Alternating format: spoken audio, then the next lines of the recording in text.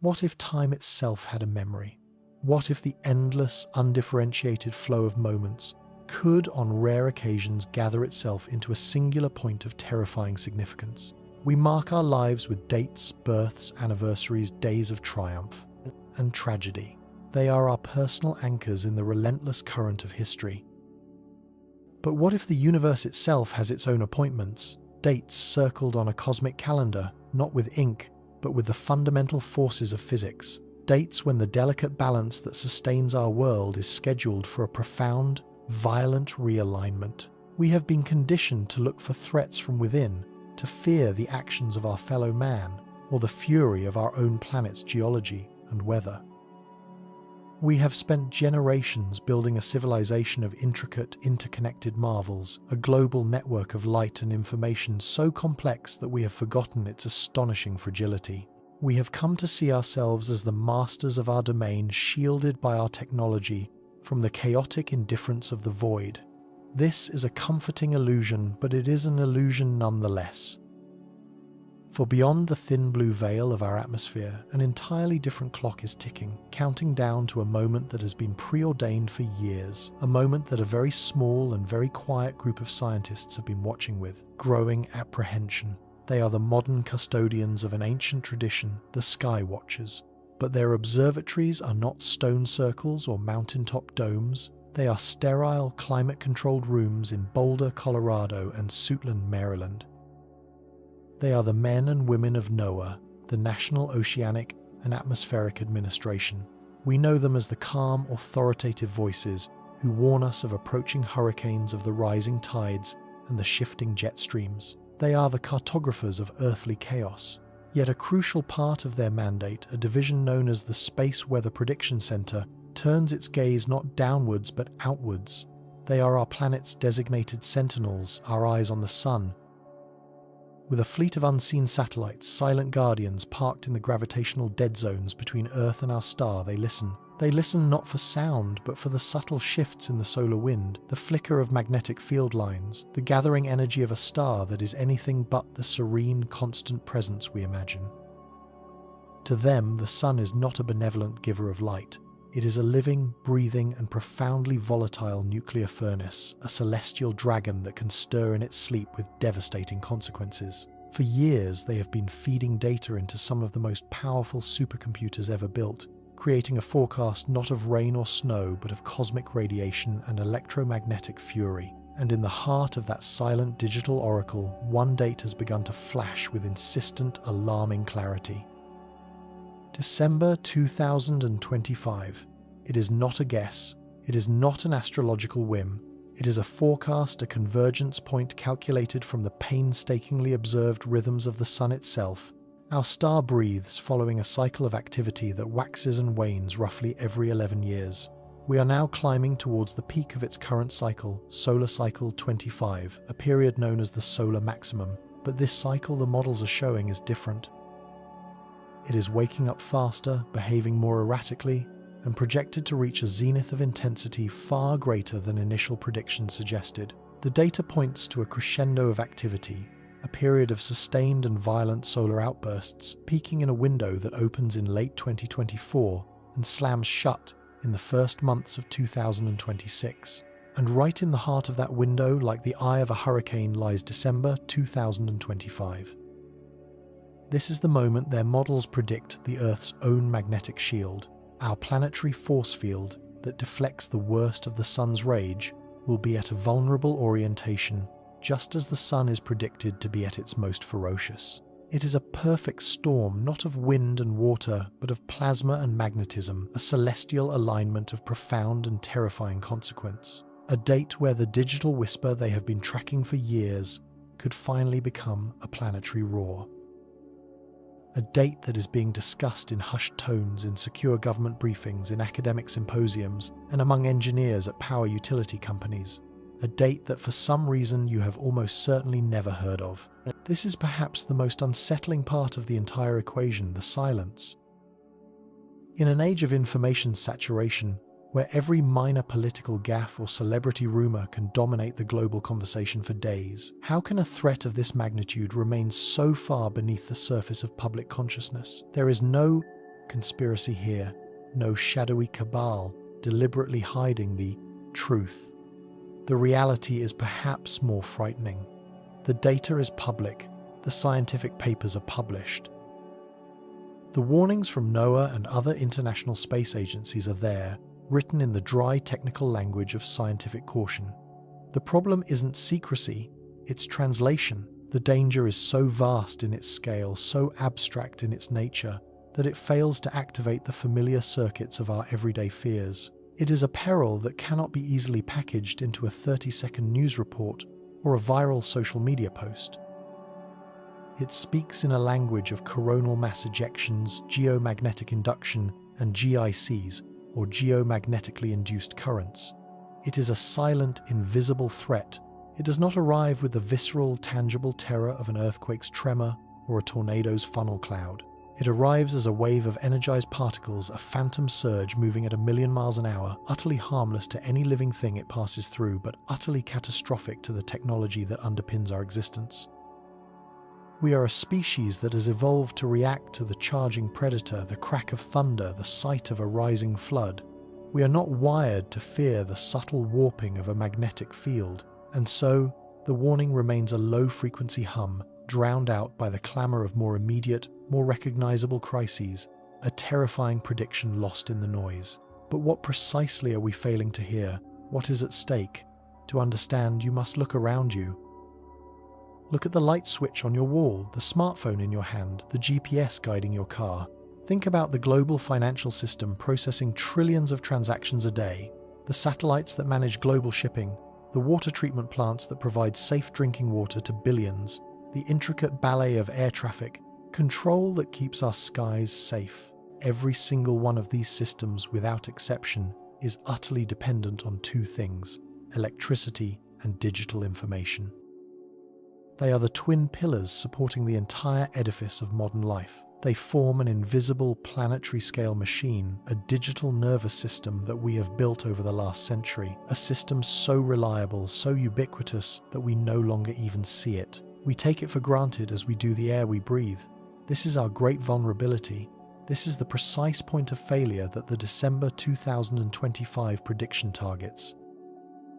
The type of extreme solar storm that the data suggests is possible would not just cause a blackout, it would be something far, far worse. It would induce powerful, uncontrolled electrical currents into our power grids, not just tripping circuit breakers, but physically melting the giant custom-built transformers that are the irreplaceable heart of any national grid. Imagine these transformers, each the size of a house, as the crucial valves controlling the flow of power to entire regions. Now imagine hundreds of them, all across a continent, simultaneously and permanently destroyed. They are not items you can buy off a shelf. Each one is a bespoke piece of engineering that takes months, even years, to build and install. A continent-spanning surge of this magnitude would represent a knockout blow to this infrastructure, triggering a cascade of failures that would be almost impossible to stop. It would begin with the lights going out, not for a few hours or a few days, but for weeks, months, or in the worst-hit regions, potentially for years. In that darkness, the rest of our world would begin to unravel. Within hours, communication networks would fail. No internet, no phone service. Within a day, transportation would grind to a halt as fuel pumping stations lose power. Municipal water systems would cease to function. The intricate cold chains that supply our food and medicines would break, leading to catastrophic shortages. Our entire economic system, which exists today only as digital bits in a vast network of servers, would simply cease to exist. This is not hyperbole. This is the sober assessment of government-level reports from organizations like the National Academy of Sciences and the Department of Homeland Security. It is a scenario they call a wide-area, long-duration power outage. It is a return to a pre-industrial age, but with one crucial difference: we have 8 billion people on the planet now, and we have completely forgotten how to survive in that world. This is the true nature of NOAA's terrifying prediction for December 2025. It is not about a single explosive event. It is about the snapping of 1,000 threads that hold our world together.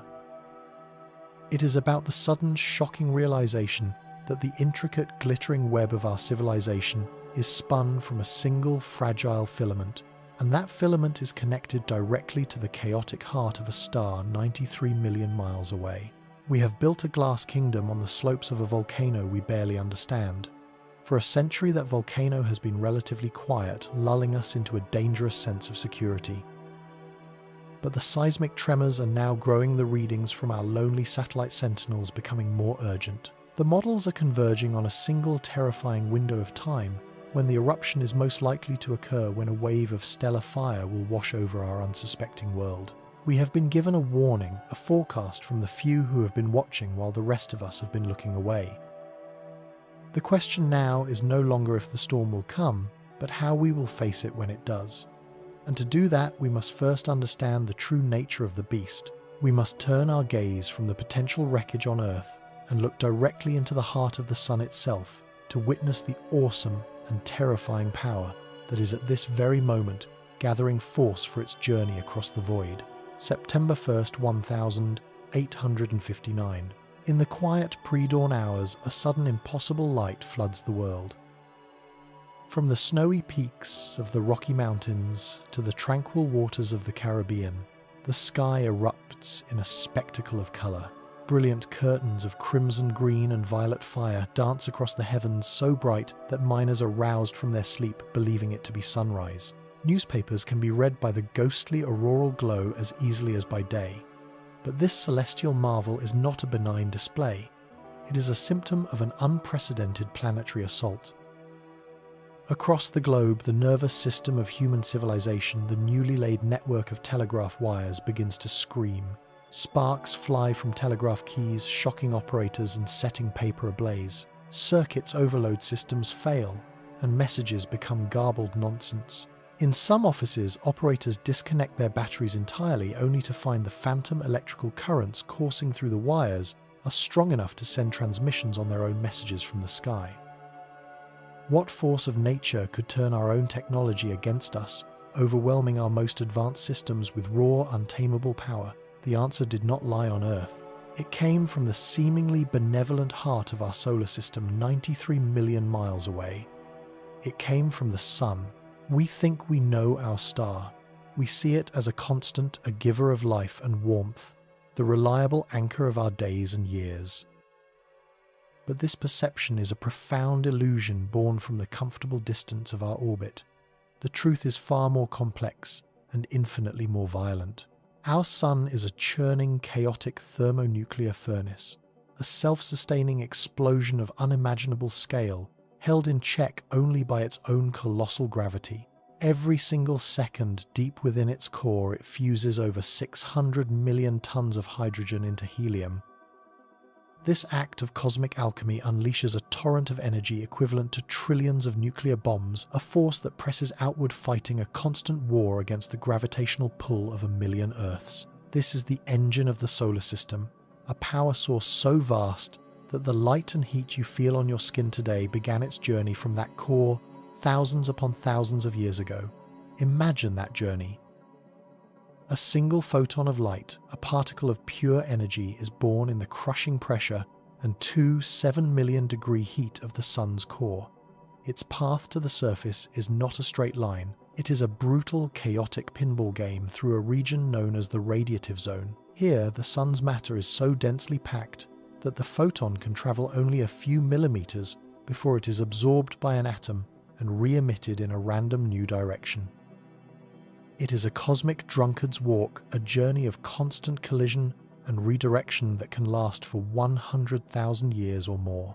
The energy that warms you now is ancient, a relic from a time before human civilization even began slowly percolating through the star's dense interior. After its millennia-long odyssey through the radiative zone, that energy finally reaches the sun's outer layer, the convective zone. Here, the physics changes dramatically. The star behaves less like a solid mass and more like a planetary-scale cauldron of boiling plasma. Enormous bubbles of incandescent gas, some larger than entire continents on Earth, are heated from below, rise to the surface, release their energy into space, and then cool and sink back down in a perpetual churning motion. This is the roiling granular pattern we see on the sun's surface. The very face of the star is a sea of these convective cells, the visible evidence of the violent engine hidden within. This constant motion of superheated, electrically charged gas, this plasma is the key to everything. It is the source of the sun's greatest power and its most dangerous secret, its magnetic field. Unlike the simple, stable magnetic field of a bar magnet, the sun's magnetism is a dynamic, tangled, and terrifyingly powerful entity. Because the sun is a ball of gas and not a solid body, it experiences something called differential rotation. It spins faster at its equator than it does at its poles. An object on the solar equator completes a rotation in about 25 Earth days, while near the poles it takes more than 33 days. This differential rotation has a profound effect on the sun's magnetic field lines, which in a quiet state would run neatly from its north pole to its south pole. The faster spinning equator drags these magnetic field lines along with it, stretching and wrapping them around the star like cosmic rubber bands. Over time, this relentless twisting and shearing action transforms the once orderly field into a nightmarish tangled web of magnetic knots and loops. These contorted field lines, simmering with unimaginable tension, store vast quantities of energy. They become buoyant, rising through the convective zone until they burst through the sun's visible surface, the photosphere. Where they emerge, they create cooler, darker patches we call sunspots. A sunspot is not a blemish, it is a window into the magnetic turmoil raging beneath. They appear in pairs, each spot acting like the north or south pole of an intensely powerful localized magnet, thousands of times stronger than Earth's own magnetic field. A large sunspot group can be so vast that dozens of Earths could fit inside it, a visible scar on the face of our star marking a place where a magnetic storm is brewing. This entire process, this gradual tangling and eventual reordering of the sun's magnetic field is not random. It follows a distinct rhythm, a celestial heartbeat known as the solar cycle. For roughly 11 years, the sun transitions from a state of quiet placidity known as the solar minimum to a period of violent, chaotic activity, the solar maximum, before subsiding again. At solar minimum, the sun can be a nearly spotless, featureless orb. Its magnetic field is relatively simple, its energy output stable. But as the differential rotation continues, its work sunspots begin to appear in greater numbers, crawling across the star's surface. The magnetic field becomes increasingly complex and unstable. This is the sun awakening. As it approaches solar maximum, the sun is a seething, unpredictable beast. Its surface is littered with vast archipelagos of sunspots, each one a potential flashpoint for a catastrophic release of energy. The magnetic architecture of the entire star has become a tangled, unstable mess, a celestial cat's cradle stretched to its breaking point. And it is at these moments of maximum tension that the sun unleashes its most formidable weapons. The first is a solar flare. Imagine two of those immensely powerful magnetic loops twisted together like taut cables finally snapping. The energy they held in check is released in a single blinding flash. This is magnetic reconnection, the process that powers almost all solar activity. A solar flare is the muzzle flash from this event.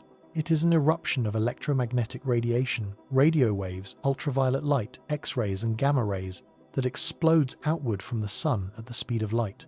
Traveling at 186,000 miles per second, the radiation from a powerful flare can reach Earth in just over 8 minutes.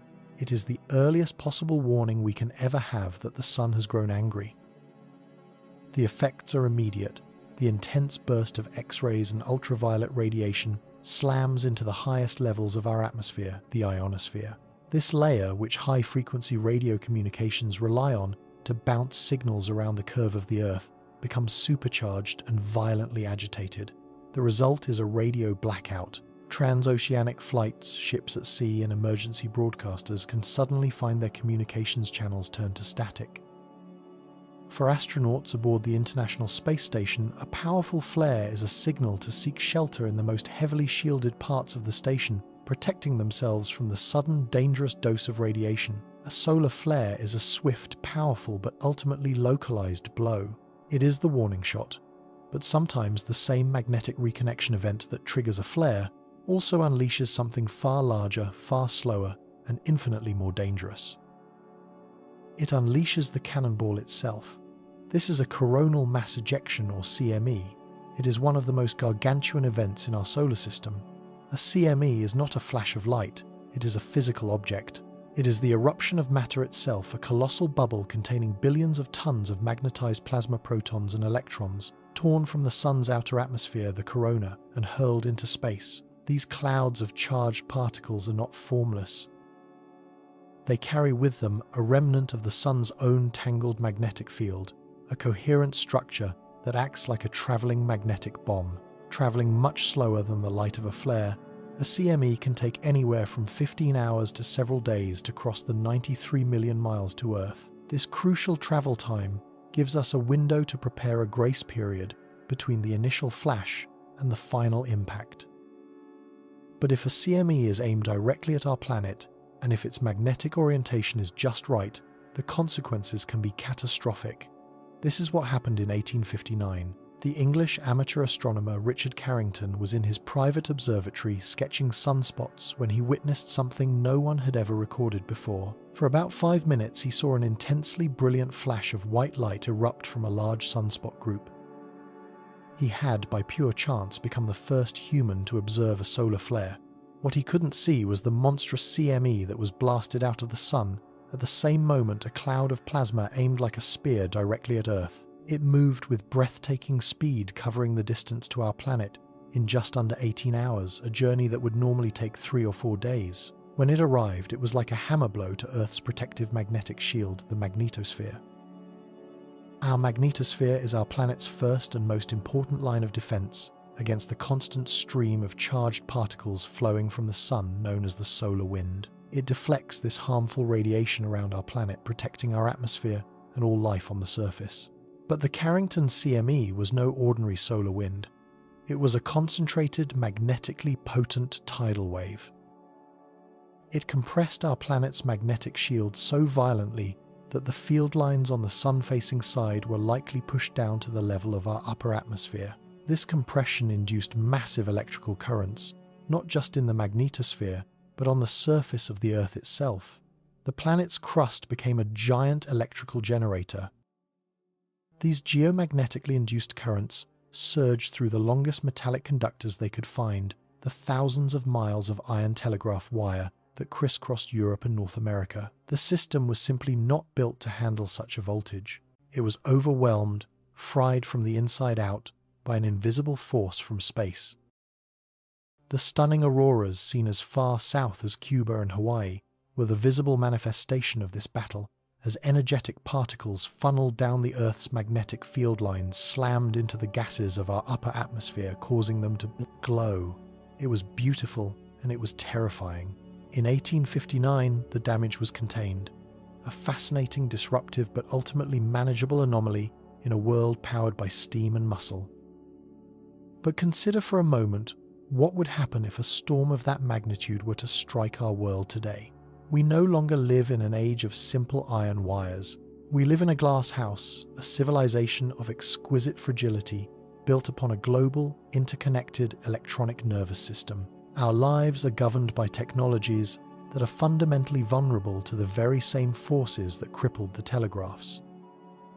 The long transmission lines of our continental power grids would act as continent-sized antennas soaking up the geomagnetically induced currents. Massive transformers, the irreplaceable hubs of our electrical distribution system, could overheat, melt, and explode. The result would not be a simple blackout. It would be the cascading failure of the entire grid, a collapse that could take months or even years to fully repair, plunging vast regions into a world without power. Our fleet of satellites, the orbital infrastructure that powers our GPS global communications, financial transactions, and weather forecasting, would be directly in the path of the storm. Their sensitive electronics could be fried, their orbits altered, turning billions of dollars of technology into silent, useless space junk. The internet, the very bedrock of our modern economy and society, would face an existential threat. The long undersea cables that connect the continents are vulnerable, and the data centers that store our collective knowledge are utterly dependent on a stable power supply. We have built a digital civilization on a magnetic fault line, and we have largely ignored the tremors. The Carrington Event was not a freak accident. It was a 1-in-100-year storm. Geological records from ice cores in Greenland show evidence of even larger solar proton events in our planet's past storms that would dwarf the 1,859 superstorm in their intensity. The question is not times if times another Carrington-class event will happen. The question is times when asterisk, and it is this question that has driven the creation of a unique scientific sentinel service, a group of dedicated experts who stand as Earth's early warning system against the fury of our own star. In Boulder, Colorado, inside an unassuming government building, is the Nerve Center for Planetary Defense. This is the National Oceanic and Atmospheric Administration's Space Weather Prediction Center, or SWPC.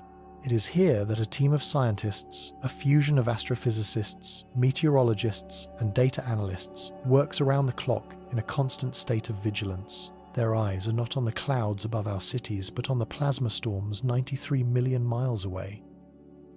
Using a flotilla of dedicated spacecraft like the Solar and Heliospheric Observatory and the Deep Space Climate Observatory, they are our celestial lifeguards watching for the telltale signs of a coming eruption. They monitor the sun's magnetic field, track the birth and evolution of sunspots, and measure the constant stream of the solar wind. They are tasked with the awesome responsibility of forecasting the weather in space, a forecast that carries implications for every single person on this planet. Their mission is to provide the warnings that could give our power grid operators time to safeguard their systems, that could allow satellite controllers to put their craft into safe mode, that could help airlines reroute flights away from the most dangerous polar regions. They provide the crucial hours or days of lead time that could mean the difference between a manageable disruption and a global catastrophe. And for the past several years, these sentinels have been watching the sun awaken from its last slumber. They have observed the re-emergence of sunspots, the increasing frequency of flares, the growing instability of the solar corona. The next solar maximum is approaching the period of greatest danger. And what they are seeing in the data, what their advanced models are telling them about the intensity and character of this new solar cycle, has led them to issue a forecast. It is a prediction that extends beyond the next few days. It points to a specific window of time, a period of heightened risk that is fast approaching. A terrifying prediction for a single month not far in our future that for some reason almost no one is talking about. And so we were lulled into a false sense of security. For more than a decade, the sun seemed to be a distant, placid orb. Its face was often a featureless blank canvas, a far cry from the tempestuous star of historical record. This period, the end of one cycle and the gentle beginning of another, is what scientists call a solar minimum. It's a time of cosmic quiet, a long, slow exhale from the heart of our solar system. But this quiet was never meant to last. It was merely the trough between two colossal waves. Because the sun you see in the sky is not a static fire. It is a living, breathing magnetic engine operating on a rhythm that has dictated the ebb and flow of energy in our solar system for billions of years. This rhythm, this cosmic heartbeat, is known as the solar cycle, and the quiet season is now definitively over. We have entered the crescendo of what astronomers have designated Solar Cycle 25. Think of it not as a simple number, but as a chapter in an epic ongoing saga. Each cycle lasts approximately 11 years, a countdown timer embedded in the physics of the star itself. It begins in stillness and builds towards a chaotic, violent peak known as solar maximum, before fading back into tranquility once more. The engine driving this entire drama is magnetism. Deep within the sun's convective zone, a region of unfathomable heat and pressure, rivers of electrified plasma or ionized gas churn and flow. This motion generates immense magnetic fields, vast invisible structures of force that are twisted, stretched, and tangled by the sun's differential rotation, its equator spinning faster than its poles. Over years, this process acts like winding a cosmic spring, storing unimaginable amounts of energy within these magnetic field lines. Eventually, the tension becomes too great. These submerged magnetic ropes, now wound impossibly tight, buoyantly burst through the sun's visible surface, the photosphere. Where they breach the surface, they pin down the roiling plasma, cooling the area slightly and creating the dark blemishes we have observed for centuries: sunspots. Sunspots are not mere imperfections. They are the footprints of magnetic behemoths, the visible evidence of the tangled, powerful forces gathering just beneath the solar veil. Each spot is a region of intense magnetic activity, often appearing in complex bipolar pairs, a north and south pole on the solar surface, connected by towering arches of plasma visible in the sun's upper atmosphere, the corona. They are the primary indicator, the vital sign that scientists at NOAA's Space Weather Prediction Center watch with an almost obsessive focus. The number of sunspots, their size, their magnetic complexity, and their rate of emergence all tell a story. They are the letters, words, and sentences that allow us to read the sun's intentions. When Solar Cycle 25 officially began in December 2019, the initial consensus among the world's leading heliophysicists was cautiously optimistic. The official prediction panel, co-chaired by NOAA and NASA, analyzed the lingering weakness of the previous cycle and forecasted that Cycle 25 would be much the same, a relatively weak, unremarkable peak, perhaps even weaker than the OSOD, last. Our technological civilization, they suggested, could likely breathe easy, but the sun, it seems, had other plans. The star is not a machine that follows our neat predictions. It is a chaotic system, and from the very beginning of this new cycle, the data streaming back to Earth began to tell a different, more unsettling story. To understand why a sense of profound unease is now rippling through the scientific community, you have to understand where this data comes from.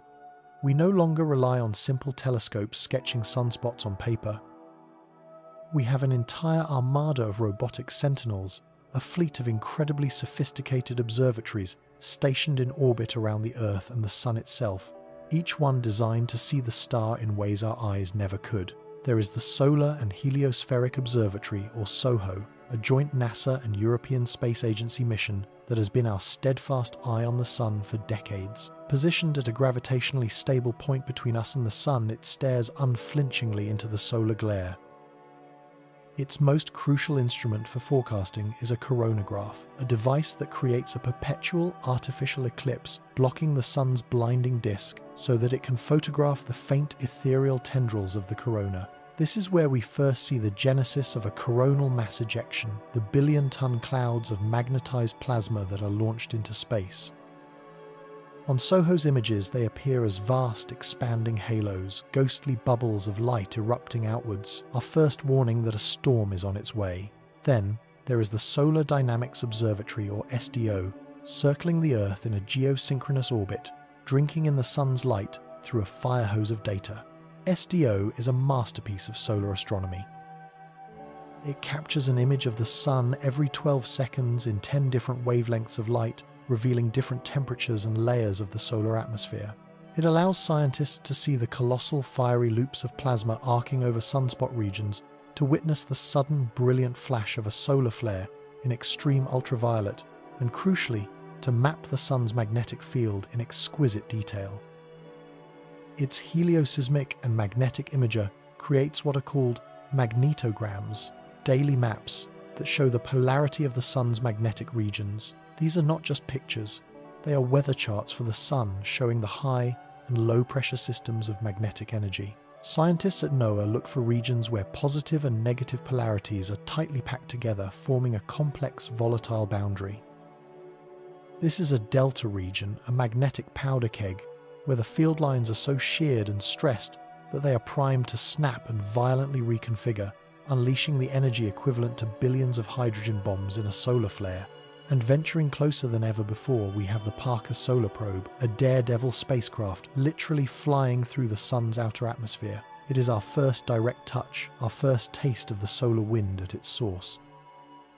Parker is a revolution, a vessel built to withstand temperatures that can melt steel, feeling the magnetic fields, sampling the solar particles, and measuring the velocity of the solar wind as it begins its journey across the solar system. It is giving us the ground truth, confirming and refining the models we have built from afar. It is the scout on the front lines, sending back dispatches from inside the belly of the beast. All of this information, SOHO's ghostly halos, SDO's magnetic maps, Parker's in situ measurements alongside data from dozens of other ground and space-based observatories flows in a relentless 24/7 stream to the analysts at the Space Weather Prediction Center in Boulder, Colorado. Here the raw data is transformed. It becomes the fuel for some of the most complex predictive models on the planet. Imagine trying to forecast a hurricane, but the hurricane is 93 million miles away, is made of plasma hotter than anything on Earth, and is governed by the esoteric laws of magnetohydrodynamics. This is the daily challenge for NOAA. The flagship of their forecasting suite is a sophisticated computer model known as WSA-Enlil. Enlil was the name of the Sumerian god of wind, storm, and sky, a fitting title. The model is a digital twin of our inner solar system. It begins with the data from SDO creating a map of the sun's surface and corona. It then ingests information about the solar wind, its speed, its density, its magnetic orientation as it leaves the sun. The simulation then projects this wind outwards, a three-dimensional wave of energy expanding through space. When SOHO or another observatory spots a coronal mass ejection erupting from the sun, its characteristics, its speed, its size, its direction are manually plugged into the Enlil model. The simulation then shows us its path. We can watch on screen as this digital ghost of a solar storm travels across the void. We can see if its trajectory will be a near miss, a glancing blow, or a direct bullseye hit on Earth. The model provides an estimated time of arrival, typically 1 to 3 days after the eruption, and it gives us a sense of the storm's potential severity. It is our only real hope of getting a warning. But these models do more than just track individual storms. They contribute to a much larger, longer-term forecast, the one that looks at the overall character and tempo of the entire solar cycle. And this is where the alarming discrepancy began to emerge.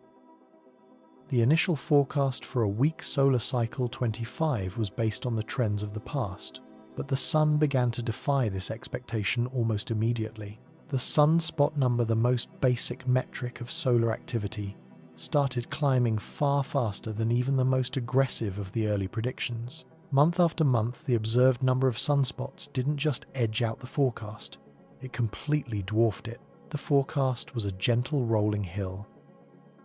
The reality was a steep, jagged mountain climb.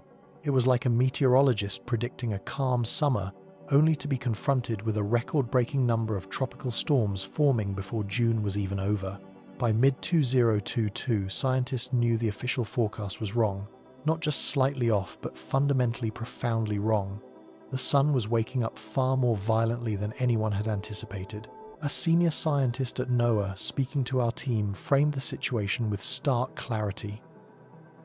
"You have to think of it like this," she explained, gesturing to a chart on her screen. "The red line is what we're actually seeing. The dotted blue line is what we told everyone to expect. Every day that gap widens. Our star is overperforming in every single metric we track. It's not just more sunspots. The flares are stronger. The CMEs are more frequent and in some cases faster. The magnetic fields are more complex. Everything is amplified." This amplification is the core of the concern. The models like Enlil are constantly being updated with this new, more aggressive real-world data. And as they are recalibrated, a new picture of the future is taking shape.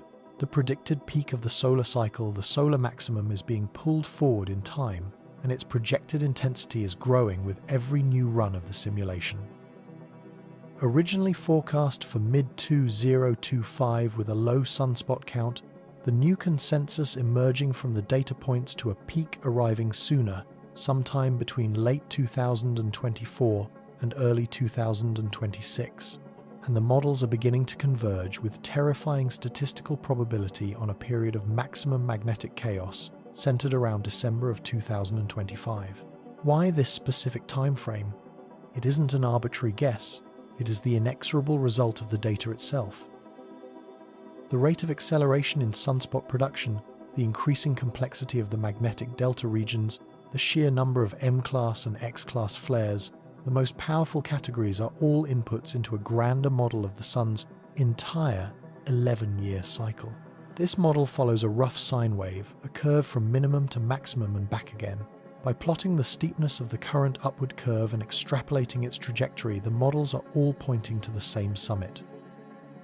They are forecasting a solar maximum that will be significantly stronger than the last one, and potentially one of the stronger cycles of the space age. This isn't just about more sunspots or more auroras, it's about probability. A more active sun doesn't guarantee a catastrophic event, but it dramatically, terrifyingly increases the odds. It's the difference between hurricane season having 5 named storms versus 25. In both cases, you might be lucky and avoid a direct hit. But in the more active season, the chances that a devastating Category 5 storm will form and that its path will intersect with a major city rise exponentially. We are now heading into a Category 5 solar season, and the models are telling us that the statistical peak of that danger, the moment of highest probability for a truly Earth-directed superstorm, will occur around December 2025. This prediction forces us to turn our gaze away from the sun and back toward ourselves. It compels us to ask a deeply uncomfortable question. If such a storm were to head directly for us, what would it find? It would not find the world of 1859, the last time Earth was struck by a truly colossal solar event known as the Carrington Event. Back then, the most advanced technology was the telegraph, and the storm's impact was limited to sparking wires and shocking operators. It was a curiosity, a spectacle. Today, a storm of that magnitude would find a world that is fundamentally different. It would find a global civilization that has, in the space of just a few decades, wrapped itself in an intricate, invisible, and profoundly fragile cocoon of technology. We have built a world utterly dependent on a force the sun can disrupt with a single violent exhalation. Our power grids, the circulatory system of modern life, are vast, interconnected networks of transformers and transmission lines stretching for thousands of miles. They are, in essence, giant antennas perfectly tuned to absorb the very energy a solar storm carries. Orbiting above us, a constellation of thousands of satellites forms the backbone of our global communications, navigation, and financial systems. They are our eyes, our ears, and our nervous system. Yet they are flying almost completely unprotected through the very region of space that would be flooded with energetic particles. Our data, the currency of the 21st century, exists as delicate magnetic charges on server farms, all powered by that same vulnerable grid. Every facet of our lives, from the water in our taps to the food in our stores, from the money in our banks to the information on our phones, is tied together by a web of dependencies spun from silicon and electricity. We have constructed a technological Tower of Babel, and we have done so during a period of relative solar calm. We are a civilization that has never been truly tested. NOAA's prediction for December 2025 is not just an astronomical forecast. It is a warning that the test is coming.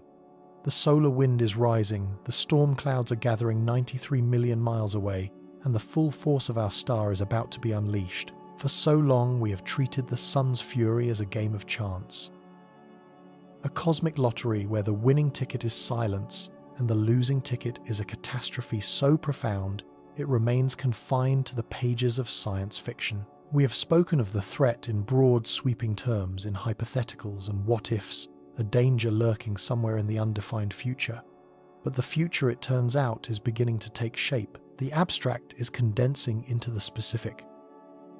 The vague warnings that have echoed in the halls of science for decades are now being sharpened to a terrifyingly fine point, a point aimed directly at us. What was once a question of if has become a chilling calculation of when. The data streams that serve as our eyes and ears in the void, flowing from sentinels like the Deep Space Climate Observatory, have ceased to be merely observational. They have become prophetic. Inside the silent humming circuits of NOAA's supercomputers, a new kind of weather forecast is being assembled. This forecast isn't for rain or snow, it is for fire from the heavens. The models fed a relentless diet of solar wind data, sunspot cycle progression, and the intricate dance of the sun's magnetic polarity began to converge on a single terrifying window of vulnerability, a window in time, a window in winter, December 2025. This is the prediction that no one is talking about, the silent alarm ringing in the background of our noisy world. It is not a guarantee. Science rarely deals in absolutes. It is, however, a statement of probability so high so well supported by converging lines of evidence that to ignore it is to court planetary disaster. The forecast points to the Sun reaching the ferocious, unstable peak of its current cycle, solar cycle 25, a peak that is proving to be far more violent and unpredictable than earlier estimates suggested. At that moment, our models indicate an unnervingly high likelihood of a conjunction of three critical factors: a massive, unstable sunspot group directly facing Earth, possessing the magnetic complexity needed to unleash a truly colossal coronal mass ejection. The scenario isn't just for a storm, it is for a perfect storm, the kind of event that arrives only once every few centuries. The simulations project not just a Carrington-level event, the infamous storm of 1859 that set telegraph offices ablaze, but something potentially even stronger, a super Carrington event, a planetary broadside from our own star. This is the spectre haunting the quiet corridors of the Space Weather Prediction Center. This is the reason for the hushed tones and the carefully worded reports, because to speak of this prediction plainly is to describe the beginning of a new dark age. Imagine that day in December 2025. The warning, if we are lucky, will come only hours before impact. A frantic alert from space weather agencies about an X-class flare, the most powerful category, followed by the detection of an Earth-directed CME moving at millions of miles per hour. For most of us, life would continue unabated. But for the planet itself, the clock would have started. As the wave of charged particles, a billion-ton cannonball of plasma wrapped in a magnetic field, crosses the 93 million miles of space, our first line of defense, our own magnetic shield, will brace for impact. The initial arrival would be a spectacle of terrifying beauty. Auroras, the ghostly curtains of light normally confined to the polar regions, would erupt across the globe. You could see them from Miami, from Cairo, from Singapore, a shimmering, silent planetary light show signifying that the shield has been breached. But this is not the main event. This is merely the overture. The real danger follows in the form of geomagnetically induced currents, or GICs. This is the kill mechanism. As the storm compresses and contorts our planet's magnetic field, the very ground beneath our feet becomes electrified. The Earth's crust begins to hum with immense invisible rivers of electrical current. These currents seek the path of least resistance, and we have conveniently provided it for them. Thousands of miles of high-voltage transmission lines, the arteries of our civilization, become unwitting antennae soaking up this raw cosmic energy. The grid was never designed for this. It was built to handle power flowing from power plants outwards in a controlled, predictable manner. It was not built to withstand a massive injection of uncontrolled DC currents surging up from the ground itself. The first casualties would be the extra high voltage transformers. These are not the familiar pole-top transformers in your neighborhood. They are behemoths the size of small houses, the irreplaceable heart muscles of the entire grid. Inside them, the GICs would cause the magnetic core to become saturated, pushing them far beyond their operating limits. They would begin to overheat catastrophically. The insulating oil within them would flash boil, causing them to rupture and explode in showers of molten copper and fire. This would not be a localized event. It would be a synchronized continental-scale demolition. Not one, not a dozen, but hundreds of these critical nodes would be destroyed in a matter of minutes. Think of it not as a power outage, but as the physical destruction of the power grid itself. The planet's nervous system is severed, and in that moment the world you know vanishes. The first thing you would notice is the silence, the hum of refrigerators, the drone of air conditioning, the whisper of electronics, all gone. Then darkness. A darkness more profound than any city dweller has ever experienced, because it would not be a simple blackout. There would be no distant glow on the horizon from a neighboring town. The entire continent would be dark. Within hours, the cascading failures would begin their relentless march through every facet of our lives, a chain reaction of dependencies we never even knew existed. Our communication systems, the very fabric of modern society, would be next to fall. The internet is not a cloud. It is a physical network of switches, servers, and routers, all housed in data centers that require colossal amounts of electricity and cooling. They would go silent. Your cell phone, even if charged, would be a useless brick. Cell towers need grid power to operate, and their backup generators only have enough fuel for a few days at best. The long-haul fiber optic cables that crisscross the ocean floors, carrying the lifeblood of global data, would also fail. These cables rely on powered repeaters every 50 to 80 kilometers to boost the signal. Without electricity, the light inside the fibers simply fades to black. Global communication would cease. We would be thrown back to a pre-telegraphic era, isolated in our own communities, with no way of knowing what was happening 100 miles away, let alone on the other side of the world. But the collapse would go deeper still. Our fleet of satellites, the unseen titans that govern our daily lives, would be under direct assault. The storm would dramatically increase the density of the upper atmosphere, creating more drag on satellites in low Earth orbit. Their orbits would decay faster, sending them tumbling back to Earth. Those at higher altitudes would be savaged by streams of high-energy particles frying their sensitive electronics, a condition known as satellite dementia, or killing them outright. The Global Positioning System, or GPS, would be one of the first and most devastating casualties. We think of GPS as a convenience for driving, but it is something far more fundamental. It is our global timekeeper. The hyper-accurate atomic clocks on board GPS satellites provide the synchronization signal for countless systems on the ground. The banking system relies on it for time-stamping transactions. The electrical grid itself uses it to synchronize power phases across the network. Air traffic control, shipping, logistics, even precision agriculture, all of it is built upon the silent, invisible pulse of GPS. Without it, the delicate choreography of the modern world simply stops. The financial system would vaporize. In a world where money is overwhelmingly digital, the end of the electrical and satellite infrastructure means the end of the economy as we know it. Credit cards would be useless plastic. ATMs would be silent monoliths. The stock market, a concept utterly dependent on a global network of computers, would cease to exist. Your life savings, your pension, your mortgage, all of it would be reduced to inaccessible bits of data on powerless servers. The very idea of wealth would become dangerously fluid. The most valuable commodities would become clean water, food, fuel, and medicine. And that is perhaps the most terrifying cascade of all, the failure of essential life support systems. Modern civilization is a machine that runs on electricity. Without it, the pumps that move water to our cities and sewage away from them stop working.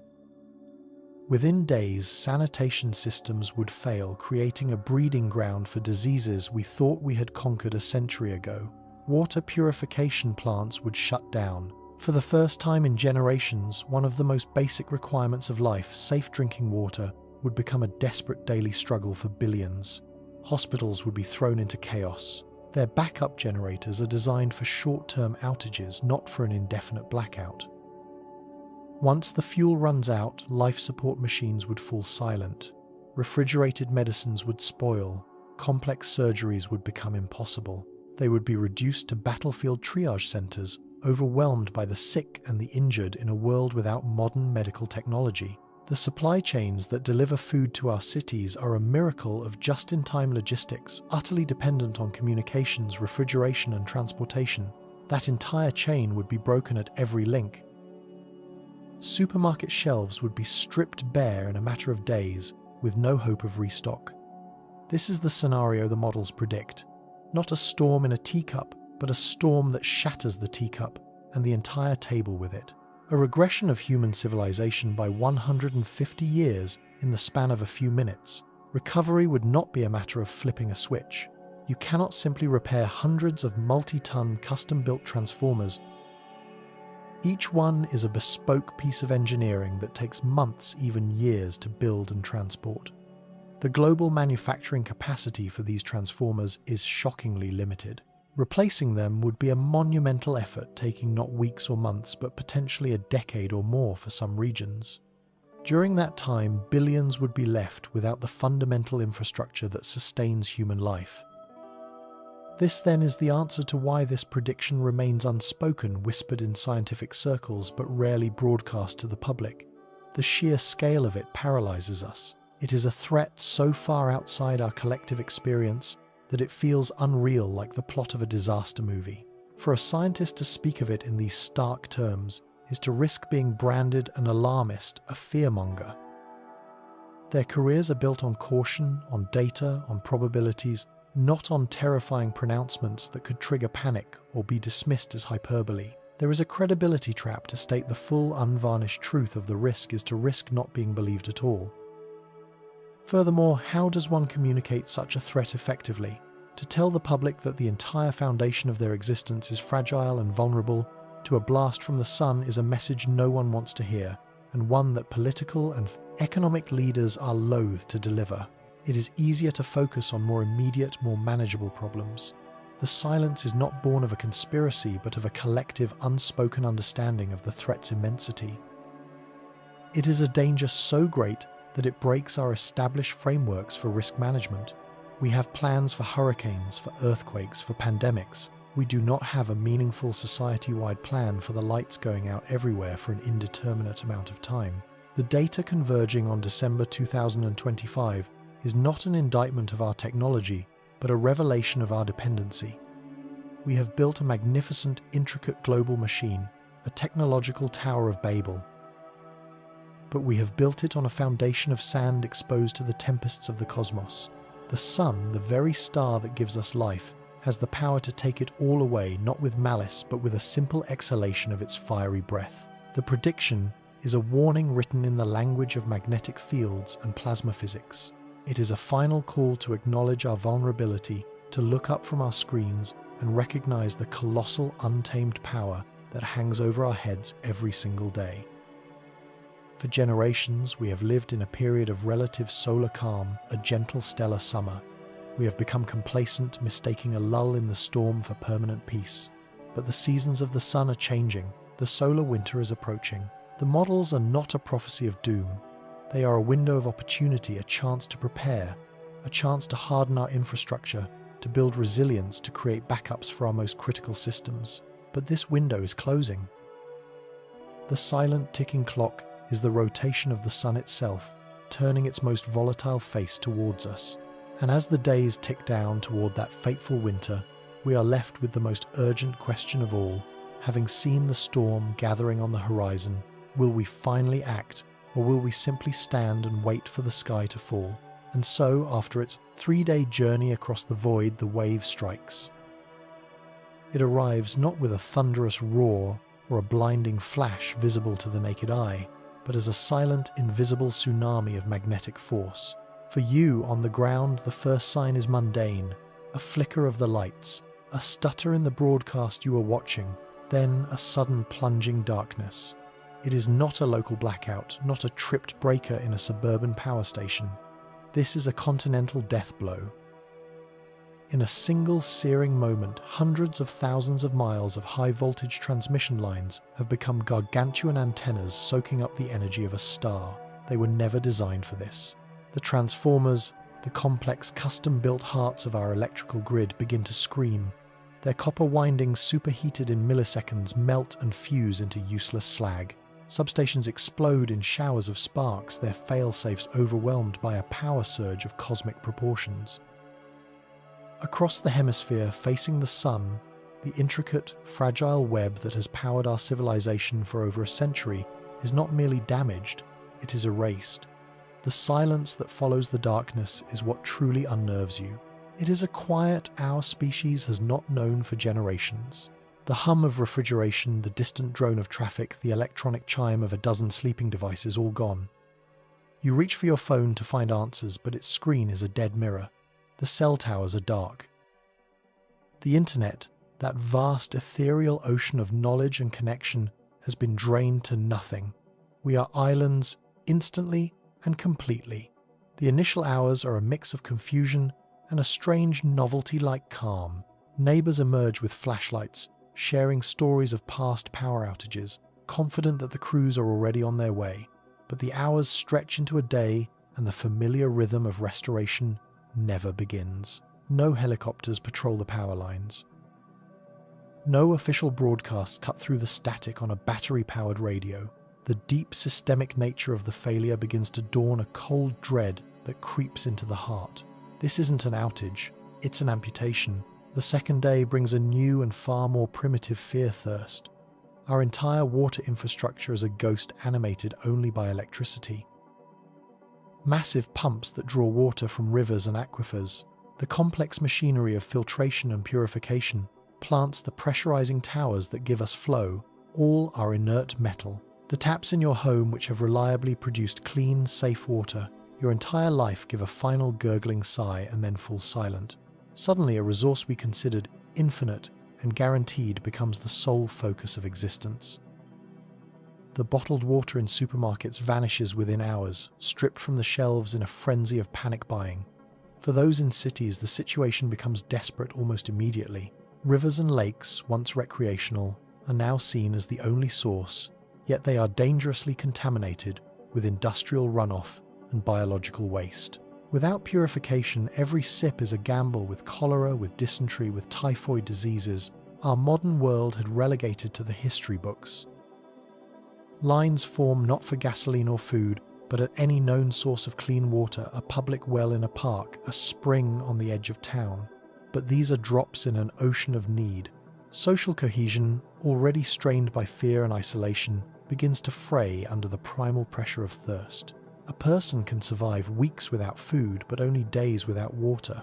This single elemental fact now governs all human interaction. The contracts of society, the unspoken rules of civilization mean nothing when your child is crying from dehydration. It is the first great filter of this new world, and it is brutally effective.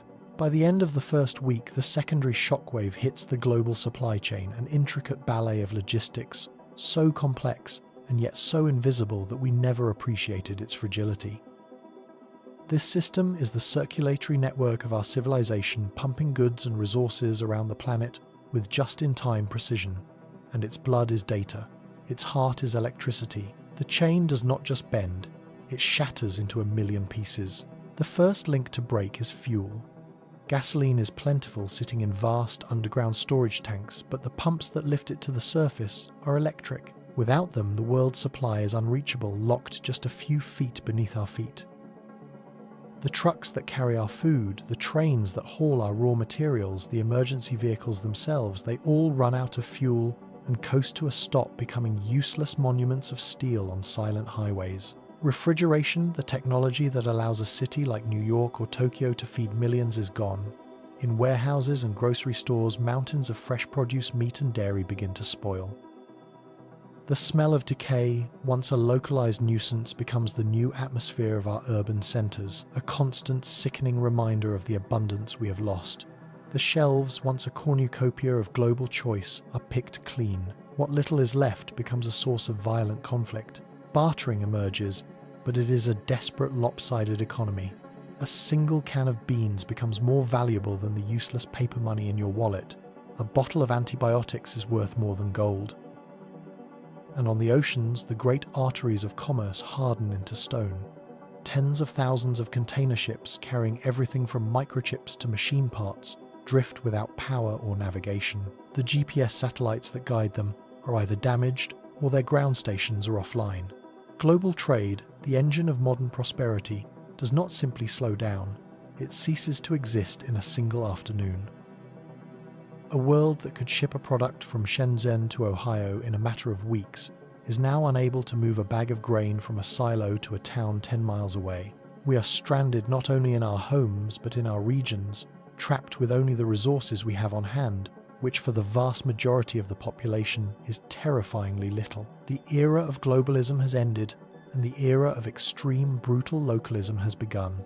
As the second week dawns, the very concept of wealth evaporates. For a century, we have systematically dematerialized our economy, transforming it from physical gold and silver into a complex, abstract system of digital promises. Your life savings, your mortgage, your pension, your stock portfolio, they are not stored in a vault. They are strings of code on servers housed in vast data centers that consume as much electricity as a small city. And those data centers are now dark.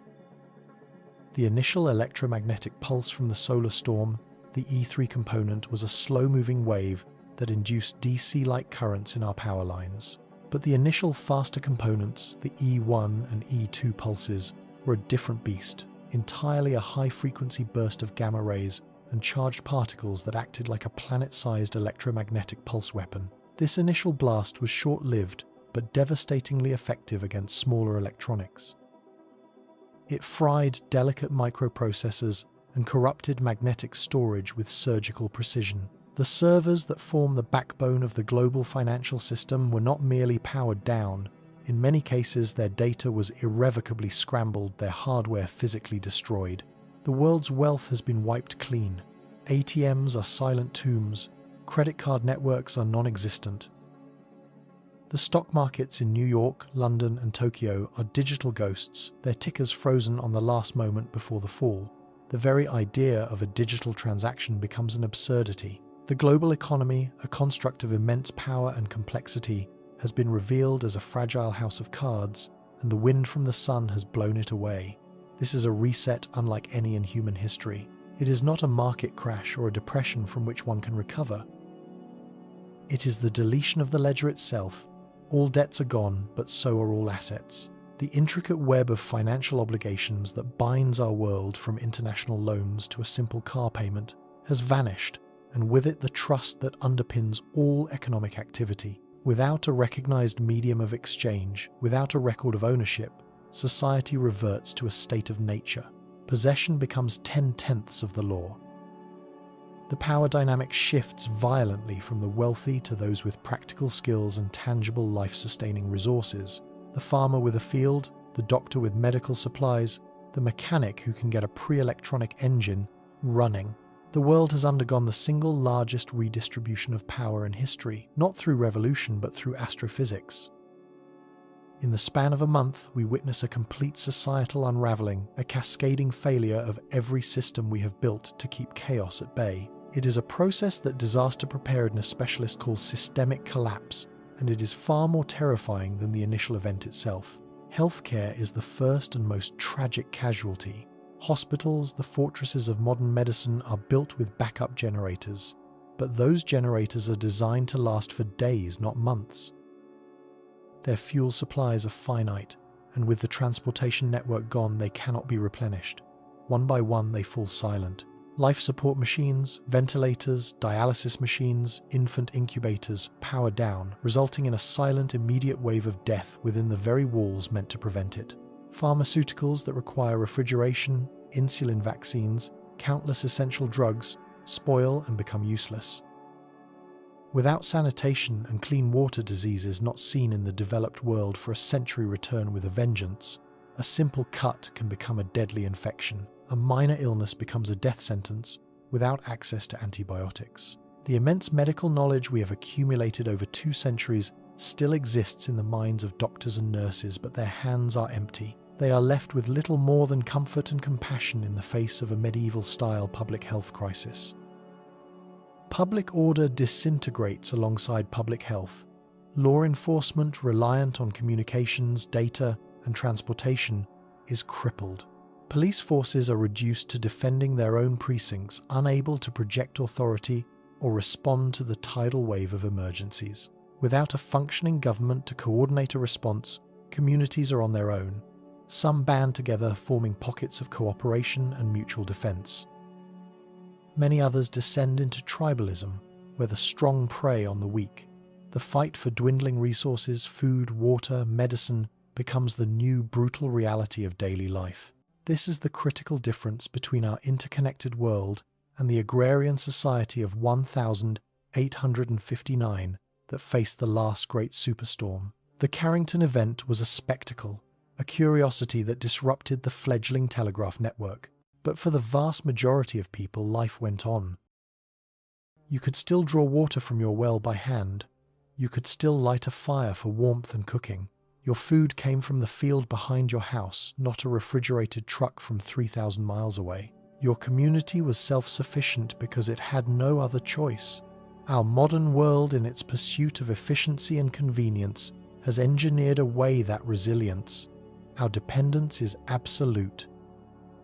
We have created a dazzlingly complex civilization that is in essence a planetary-scale life support machine, and we have left its main power switch completely exposed to the fury of our own star. The world that emerges from this catastrophe is not simply the modern world without electricity.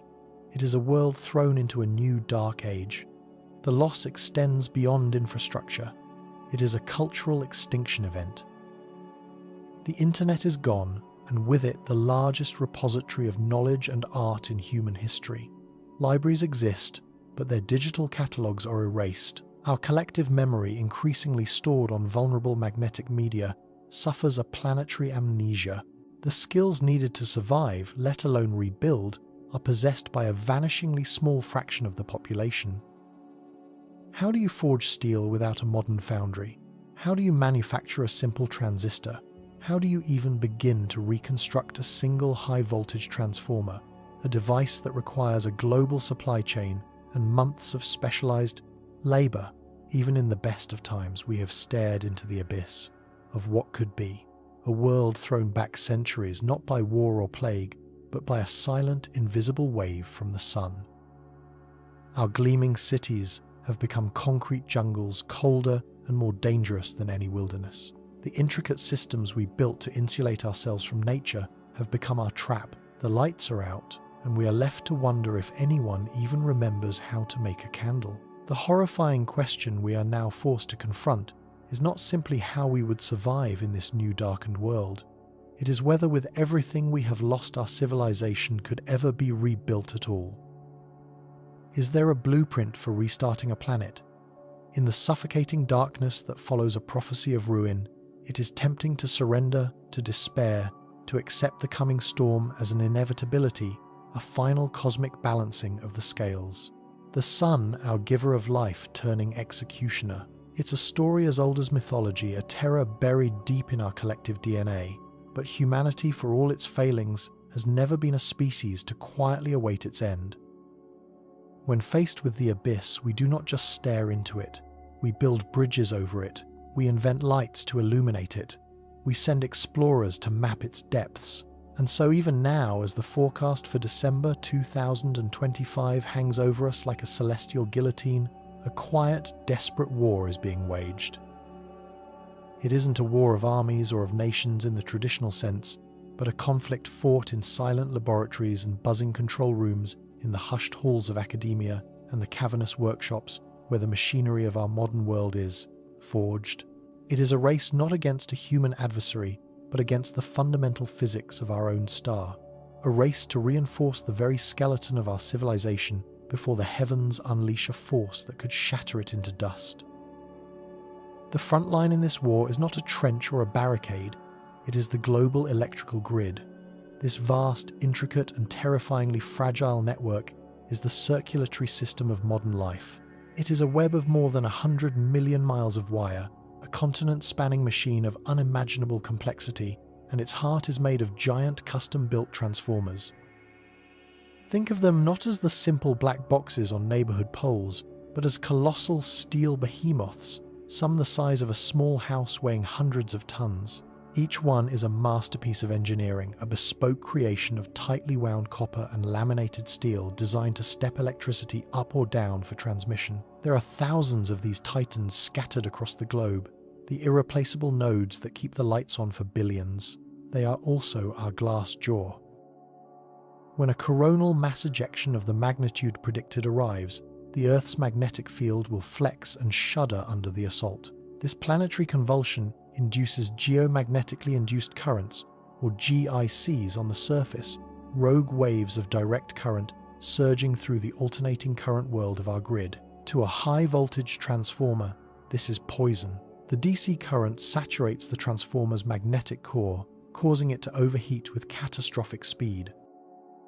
Within minutes, the delicate copper windings can melt their insulation, vaporizing in a flash of brilliant destructive energy. The heart of the grid doesn't just stop beating, it explodes. And here is the core of the nightmare. These are not off-the-shelf parts. Manufacturing a single one can take 12 to 24 months, a complex international ballet of specialized materials and expertise. If hundreds of them were to fail simultaneously across the globe, the wait for replacements wouldn't be measured in months. It would be measured in years, perhaps a decade without power, a decade without the world you know. In a handful of advanced facilities, a small cadre of engineers is working on the very front lines of this defense. Their work is a desperate act of triage, a high-stakes effort to shield these critical assets. At substations in remote corners of North America and Northern Europe, prototype systems are being tested. Some are elegant in their simplicity, giant neutral blocking devices, acting as filters to stop the deadly DC currents from ever reaching the transformer's core. Others are more drastic, involving the installation of massive Faraday cages, grounded metallic shields designed to harmlessly dissipate the incoming energy, cocooning the delicate machinery within a protective bubble. There are even plans being developed for controlled sectional blackouts, a strategy of intentional surgical disconnection. The idea is to preemptively isolate vast regions of the grid moments before the solar storm's impact, letting the cosmic tsunami wash over a deactivated and therefore safer system. It is a terrifying gamble, plunging millions into darkness to save billions from a permanent twilight. But the simulations show it might be our only viable defense. The problem is one of scale, time, and money.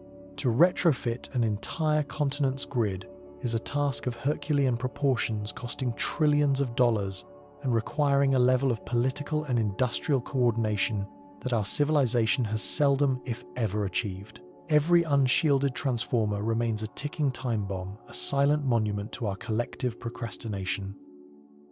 While the engineers wrestle with the terrestrial threat, another battle is being fought hundreds of thousands of miles out in space, a battle for the most precious commodity in any crisis time. Our only defense against a solar superstorm is foreknowledge. Warning: for decades, our Sentinel has been a lone satellite parked at a gravitationally stable point between the Earth and the Sun known as Lagrange Point 1, or L1. From this lonely outpost nearly 1 million miles away, it stares unblinking at the Sun, watching for the signs of an eruption. When it detects the surge of particles and magnetic fields from a CME, it sends a signal back to Earth. That signal, traveling at the speed of light, outpaces the storm itself, which travels at a mere fraction of that speed. Depending on the velocity of the eruption, this gives us anywhere from 15 minutes to an hour of warning. 15 minutes to save the world? It is a breathtakingly slim margin for error, a cosmic-scale photo finish where the stakes are everything we have ever built. Scientists knew this was not enough. The need for a better system, a more distant early warning line, was paramount. That need gave birth to one of the most audacious missions ever conceived, the Parker Solar Probe. This is not a passive observer, it is a true explorer, an emissary from Earth designed to touch the Sun. Protected by a revolutionary carbon composite heat shield, the probe is making daring, increasingly close flybys of our star, plunging directly through the solar corona, the very birthplace of the solar wind. It is flying through the blast furnace where these storms are born, sampling the particles, measuring the magnetic fields, and sending back data that is completely rewriting our understanding of solar physics. Each pass it makes is a calculated risk, a journey through an environment so hostile it can heat its shield to thousands of degrees Fahrenheit, while its instruments remain near room temperature. The Parker probe is our reconnaissance scout, providing us not with minutes of warning but with hours, possibly even days. It can see the buildup of energy, the twisting of magnetic field lines, the telltale signs that the Sun is loading its cannon. This data is being fed into sophisticated new AI models, machine learning algorithms that hunt for patterns in the Sun's chaotic behavior, learning to distinguish the benign burp from the civilization-ending roar. This is the future of space weather forecasting, a system that aims to move us from reaction to prediction. Alongside Parker, new Sentinels are being prepared. The space weather follow on Lagrange 1, or SWFO-L1, is being ready to take over from our aging observers, equipped with far more advanced instruments to monitor the solar wind. The European Space Agency's Vigil mission, planned for a unique position at Lagrange Point 5, will look at the Sun from the side, allowing us to track potentially dangerous active regions days before they even rotate into view from Earth. Together, these missions form a nascent planetary defense network, a celestial tripwire designed to give us the one thing we need most: a fighting chance. But even this advanced guard faces a terrifying paradox. The very technology we rely on to warn us of the storm is itself exquisitely vulnerable to it. Our civilization is now utterly dependent on a delicate constellation of satellites, a glittering orbital infrastructure that serves as our global nervous system. These machines control navigation, timekeeping, finance, communication, and 1,000 other functions we take for granted. They are our eyes, our ears, our memory, and they are flying directly in the path of the storm with no atmosphere to protect them. The predicted superstorm presents a dual threat to this orbital ballet. First, the initial wave of X-rays and high-energy protons will arrive in a matter of minutes, traveling at nearly the speed of light. These particles can bombard a satellite's sensitive electronics, causing phantom commands, corrupting data, and in a worst-case scenario, creating short circuits that can permanently disable the spacecraft. This is a direct electronic assault. The second, slower threat comes from the CME itself. As it slams into the Earth's magnetosphere, it deposits enormous amounts of energy into our upper atmosphere. The atmosphere heats up and expands, swelling outwards like a rising loaf of bread. For satellites in low Earth orbit, this is like suddenly flying through molasses.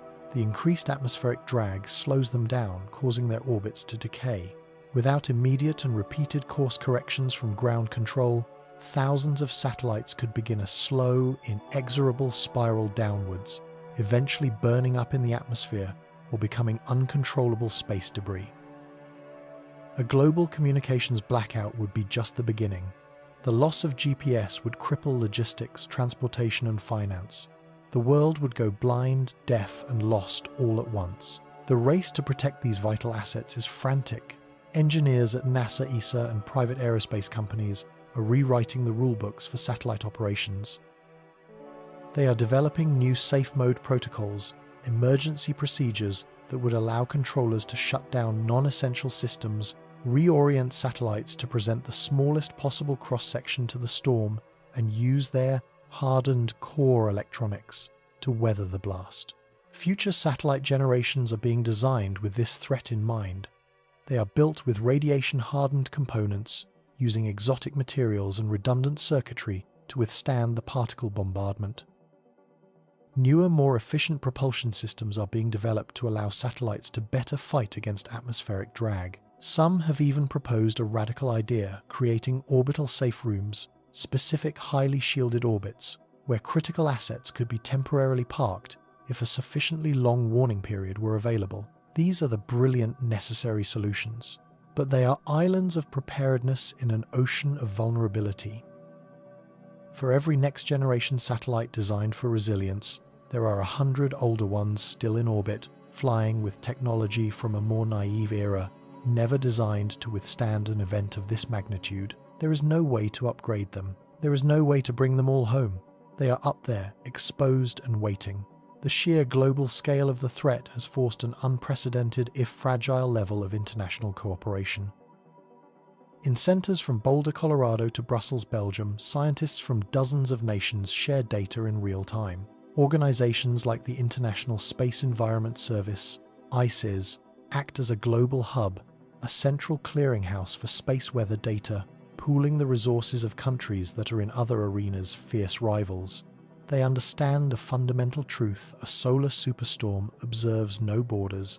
A CME launched from the sun is not aimed at America or China or Russia. It is aimed at Earth, at humanity. The magnetic field that protects us is a shared shield, and the technological civilization it shelters is a shared responsibility. These quiet collaborations, these daily exchanges of information between experts who might not even speak the same language, represent the very best of us. A species capable of looking past its terrestrial squabbles to confront a truly cosmic danger. It is a glimpse of the world that could be. A world united not by fear but by a common sense of awe, fragility and purpose. And yet for every laboratory racing against the clock, for every engineer working late into the night, for every international committee drafting a memorandum of understanding, there is a boardroom asking about the quarterly return on investment. There is a government subcommittee arguing over budget allocations. There is a population distracted by the immediate, the trivial, the loud. This is the great soul-crushing paradox of our time. We have the knowledge, we have the technology, we have the ingenuity to act, but do we have the will? The inertia we face is not scientific, it is human. It is political inertia born of short election cycles that prioritize immediate problems over existential long-term threats. It is difficult to win votes by promising to spend billions to prevent a disaster that feels abstract and may not happen on your watch. It is economic inertia driven by a system that finds it more profitable to pay for the cleanup of a catastrophe than to invest in preventing it. The cost of retrofitting the entire global power grid is staggering, a figure so large it becomes almost meaningless, making the gamble of inaction seem to some like a rational choice. And most powerfully, it is social inertia. The public is saturated with warnings, fatigued by prophecies of doom. A threat from 93 million miles away is hard to personalize. It doesn't have a face, it doesn't have an agenda. It is simply a matter of physics, and physics does not negotiate. It does not compromise. The sun doesn't care if we are ready. The sun doesn't care if our budgets are balanced or if our political priorities lie elsewhere. It is simply following the laws of electromagnetism that have governed it for billions of years. And so we are left with this stark, terrifying contrast. On one side, the heroes of our age, the scientists, the engineers, the forecasters. They are a small, underfunded, often ignored community working tirelessly to build a shield, to raise an alarm, to give us a fighting chance against a force of nature so immense it defies easy comprehension. They are the watchmen on the walls staring into the cosmic glare. On the other side, the rest of us.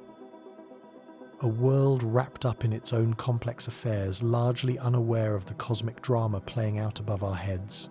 A civilization sleepwalking towards a precipice, lulled into a false sense of security by the simple blue sky of an ordinary day. The work continues in the labs. The new satellites are being built. The simulations are run again and again, but the clock is ticking, counting down mercilessly towards a specific date. The predictive models are screaming their silent mathematical warning. The sun itself shows the telltale signs of a rising violent anger. The pieces are on the board, the plans have been drawn, but as the final months dwindle away, as we drift ever closer to our appointment with destiny, the most terrifying question isn't about the sun's power or the fragility of our grid. It's about us. Have we done enough? Will it be enough? This, then, is the invisible architecture of the threat.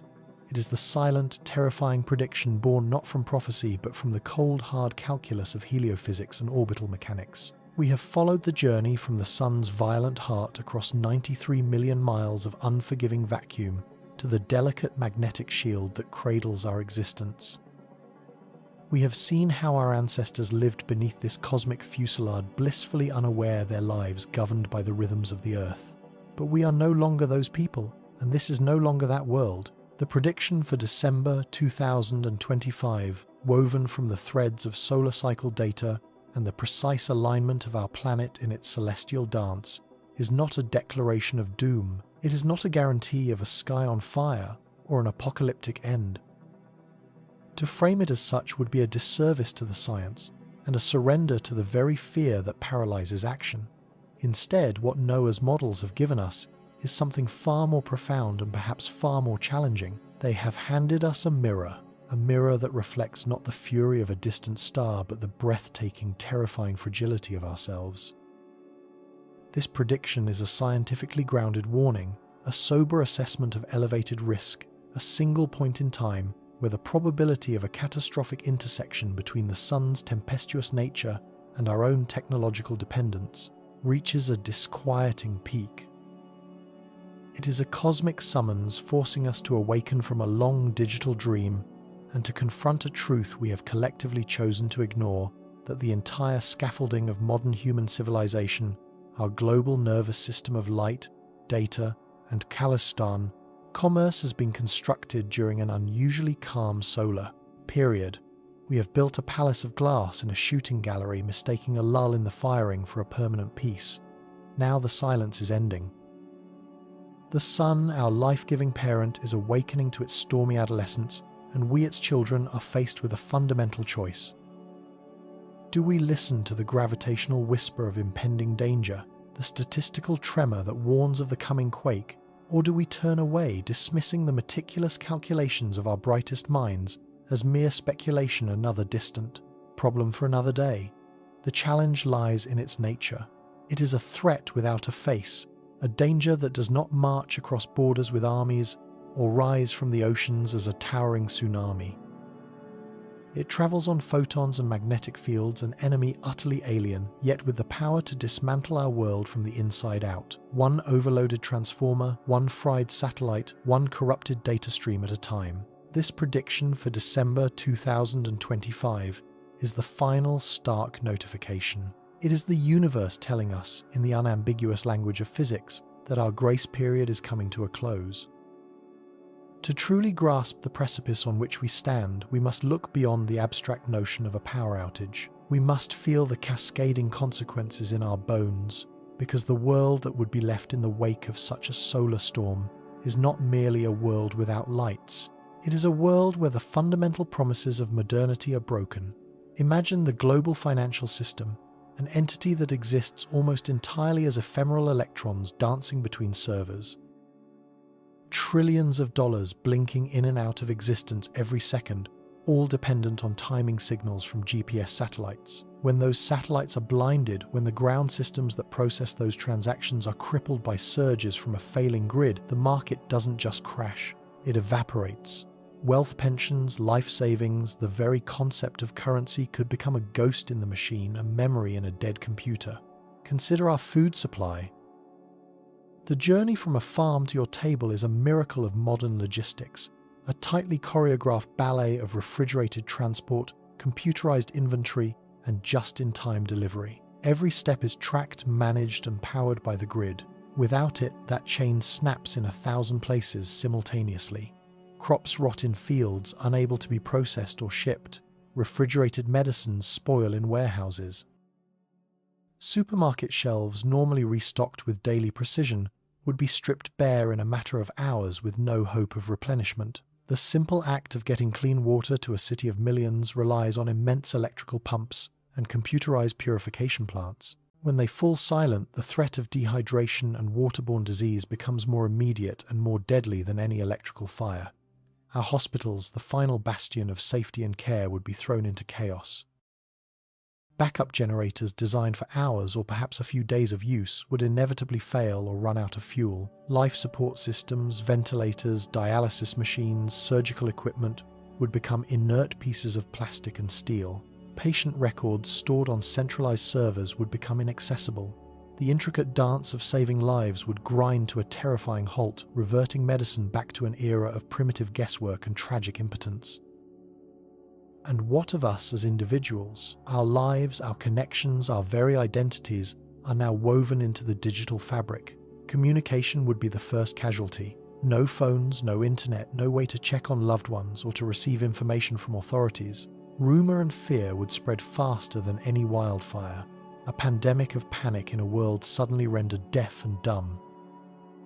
The knowledge of humanity, our collected art, history, and science stored in vast, power-hungry data centers would be locked away in darkness. This is not an exaggeration. This is the logical, unavoidable outcome of our profound interconnectedness. Every system relies on another. Communications rely on power. Finance relies on communications. Food relies on transport, which relies on fuel, which relies on finance. It is a beautiful, intricate, and terrifyingly fragile web. The sun doesn't need to destroy every component to destroy the system. It only needs to sever enough of the right connections. It only needs to push over the first critical domino, and the rest will fall in a relentless cascading failure. Our vulnerability is not in any single piece of technology, but in our absolute, unquestioning faith in the system itself. We have forgotten that this system is not a force of nature. It is a machine we built, and it is a machine that can be broken. The event horizon of December 2025 forces us to see that we are not masters of our technological kingdom. We are its profoundly dependent and wholly unprepared inhabitants. What this moment demands, then, is nothing less than a societal paradigm shift. It requires a fundamental rewiring of how we perceive our place in the cosmos and how we build our world. For centuries, we have treated space weather as an academic curiosity, a beautiful light show for those lucky enough to live at high latitudes. We have relegated it to the footnotes of disaster preparedness, placing it far behind the more tangible threats of earthquakes, hurricanes, and floods. This is a dangerously outdated and untenable perspective. We must begin to see the sun not as a distant benign furnace, but as the local dominant feature of our environmental landscape. A Carrington-class event is not a freak accident. It is a normal, recurring, and inevitable part of living with a star. It is a type of weather as natural and as certain as the turning of the seasons. Humanity has learned, often through immense tragedy, to respect the power of terrestrial weather. We build seawalls to hold back the storm surge. We design buildings in California to sway with the shudder of the earth. We engineer homes in the tropics to withstand hurricane-force winds. We have accepted these environmental realities and have woven them into our building codes, our insurance policies, and our collective consciousness. We must now do the same for the weather of space. This means moving beyond a model of mere prediction and into a new era of proactive systemic resilience. It is no longer enough to know the storm is coming. We must build a civilization that can withstand the blow. This paradigm shift begins with our electrical grids, the primary vulnerability. The technology to harden our transformers, to install fail-safes and capacitors that can absorb a massive geomagnetic shock already exists. The cost, while significant, is a microscopic fraction of the tens of trillions of dollars in damage a global outage would cause. It is an investment not in infrastructure but in survival. We must demand that our governments and utility companies treat grid hardening not as an optional upgrade, but as an urgent, non-negotiable matter of national and global security. The shift must extend to our constellation of satellites. We need to design the next generation of orbital technology with robust shielding and redundant systems built with the expectation of operating in a hostile radiation environment. We need to develop protocols for putting critical satellites into a safe mode, a form of electronic hibernation to ride out the worst of a solar storm. This requires international cooperation, a global consensus that the shared resource of low Earth orbit is too precious to lose. And most critically, this new paradigm must permeate our public consciousness. Every school should teach the basics of solar science, just as they teach about the water cycle or plate tectonics. Every community needs an emergency plan that accounts for the possibility of a long-term widespread grid failure. What is the plan for distributing food and water? How will essential services be maintained? These are not questions for a distant dystopian future. They are practical, immediate questions for every town, city, and nation today. We must foster a culture of preparedness, where having a stock of water, food, and a means of communication that doesn't rely on the grid is seen not as paranoia, but as basic, responsible civic duty. The December 2025 prediction is our fire alarm. It is a loud, insistent signal warning us that the building we all inhabit is not as safe as we believed. We can choose to ignore it, to roll over and go back to sleep hoping it's a false alarm. Or we can choose to wake up to see the flaw in the design and to begin the difficult, essential work of renovation before the fire arrives. This shift in thinking is our only true defense. Technology can help us, but only a change in our collective mindset can truly save us from our own short-sightedness. And in this monumental task, we are not without hope. Even as the threat looms, the human spirit of inquiry and innovation is rising to meet the challenge.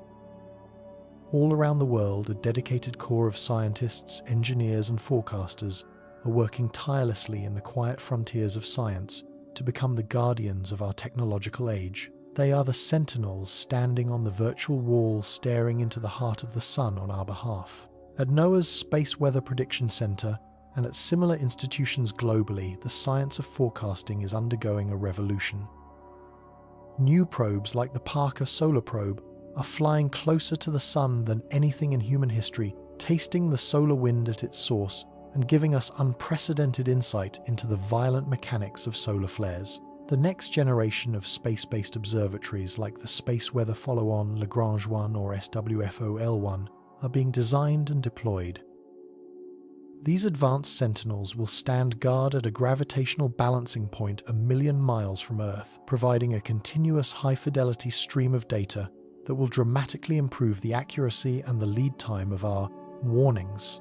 Better models powered by artificial intelligence and supercomputers are learning to read the subtle magnetic signatures on the sun's surface to identify the telltale signs of an Earth-directed eruption long before it leaves the solar corona. This quest is extending our warning window from mere minutes to precious hours, and potentially 1 day to days. That extra time is everything.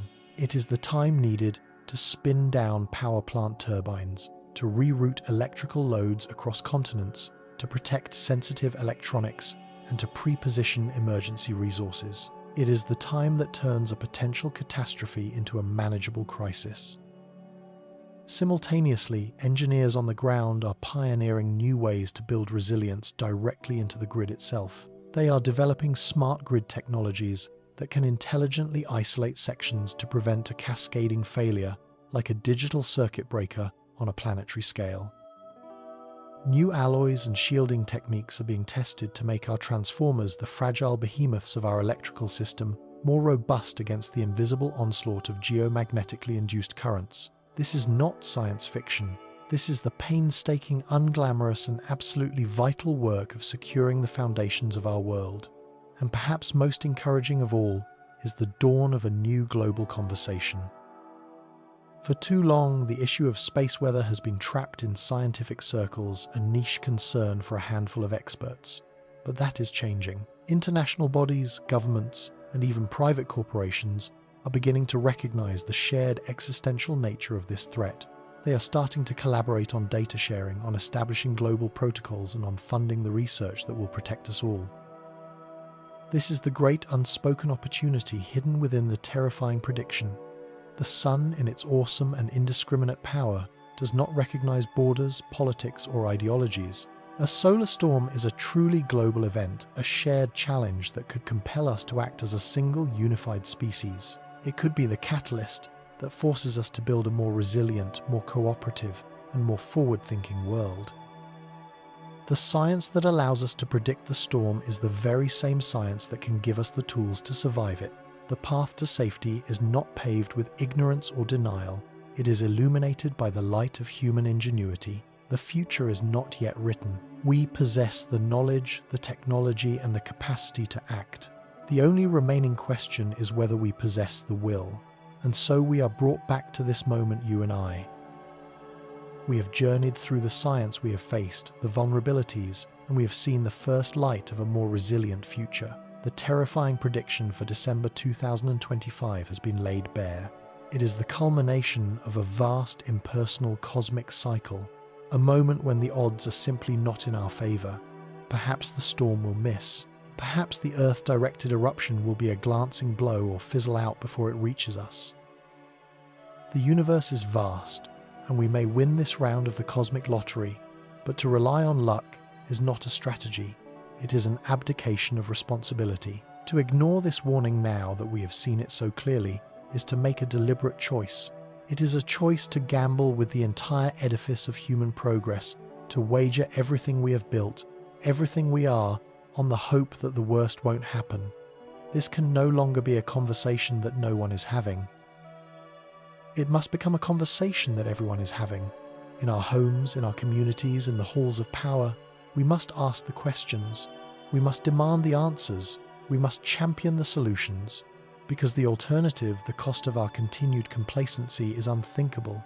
It is a future where our children ask us why we did nothing, why we saw the storm gathering on the horizon and simply chose to turn our backs. A future of silence, of isolation, of struggle. A future where the great human achievement of a connected global civilization is shattered into a million disconnected pieces. A future plunged quite literally into darkness.